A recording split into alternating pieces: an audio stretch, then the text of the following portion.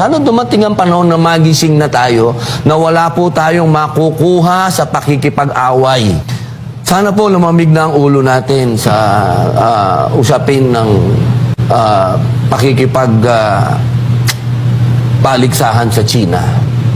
Sana po magkaroon din ng puwang sa ating administrasyon na makipag-usap sa bansang China. Sapagkat sa ngayon po ay umiigting ang matagal ko na po ito sinasabi, 2023 pa, nung nagkaroon po ako ng matinding debate diyan sa hearing patungkol sa China, diyan po sa West Philippine Sea. Tayo po ay nabas diyan ng kaliwat kanan sapagkat sinasabi nila na tayo daw ay pro-China. Hindi po tayo kailanman magiging pro-China. Tayo po ay pro-Filipino. Ang sinasabi lang po natin na kahit naman po sa Biblia, pagka binuksan natin, sa Quran, pag binuksan natin, ang maliwanag po dyan ay yung tayo ay magkaroon ng magandang relationship sa kapitbahay natin. Sa usapin po nito, kapitbansa natin ng China. Sa matagal na panahon, tayo po ay merong relationship dyan. Trade. Wala pa ho ang mga Espanyol, may trade na po tayo sa China.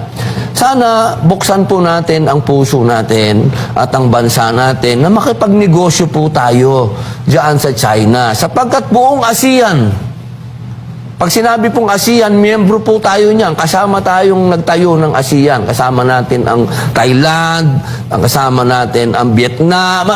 Marami po tayo diyan sa ASEAN. Malaysia, andyan ho. Sana tingnan ho natin kung paano nakinabang itong mga bansa na ito diyan sa pagtaas ng ekonomiya ng China. Hindi ho ko sinasabi na isuko natin kung anong meron tayo. Ang kailangan ho nating liwanagin dito kung ano yung teritoryo natin at kung ano ang naandoon sa exclusive economic zone. Kailangan malinaw po tayo. Hindi po pwedeng natin sinasabi, ini-invade tayo. Na wala pa naman sila sa teritoryo natin. Pagdating po dun sa exclusive economic zone, sana dumating ang punto, dumating ang panahon na tayo po ay magkuha na ng gas dyan at ng langis. Sana dumating ang punto na tayo ay makinabang na dyan.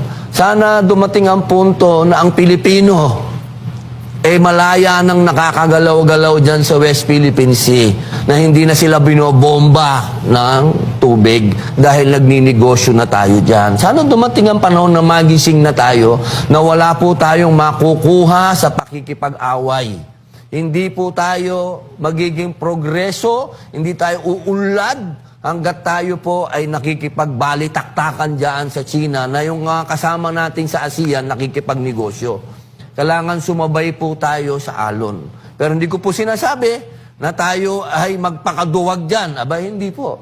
Hindi ko po ganun sinabi yun, ha? Ang sinasabi ko po yung makipagnegosyo.